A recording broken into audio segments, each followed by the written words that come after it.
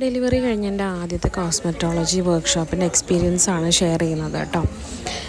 Palakkad Ahalya Ayurveda medical കോളേജിലെ ജ്യോതി മാം വിളിക്കുമ്പോൾ അഹല്യ ക്യാമ്പസിൽ ഒരു ക്ലാസ് എടുക്കാൻ ഞാൻ ഭയങ്കര എക്സൈറ്റഡ് ആയിരുന്നു. തലേ ദിവസം തന്നെ ചെക്ക് ലിസ്റ്റൊക്കെ നോക്കി ഞാൻ എല്ലാ റോ മെറ്റീരിയൽസും കറക്റ്റായി പാക്ക് ചെയ്തു. സ്റ്റാഫ് അവൈലബിൾ അല്ലാത്തതുകൊണ്ട് ഞാൻ തന്നെയാണ് ചെയ്തത്.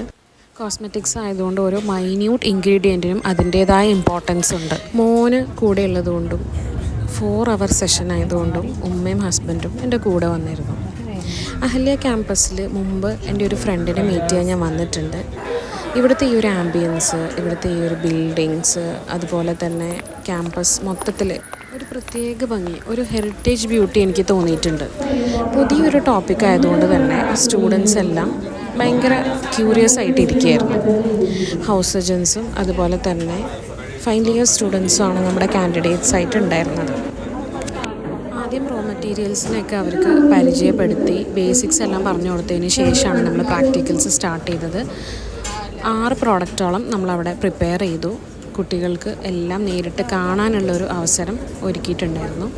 കുട്ടികളുടെ പോലെ തന്നെ ടീച്ചേഴ്സ് ആണെങ്കിലും പ്രൊസീജിയേഴ്സൊക്കെ കാണാനും ഇത് അടുത്ത് കണ്ടറിയാനും ഭയങ്കര എക്സൈറ്റഡ് ആയിരുന്നു.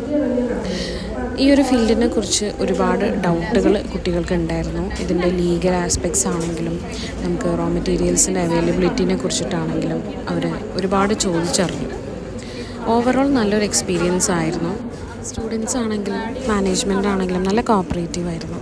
ക്ലാസ് കഴിഞ്ഞപ്പോൾ സ്റ്റുഡൻസിൻ്റെ മുഖത്ത് ഇത് പഠിക്കാൻ പറ്റിയൊരു സന്തോഷം എനിക്ക് ഫീൽ ചെയ്തിരുന്നു.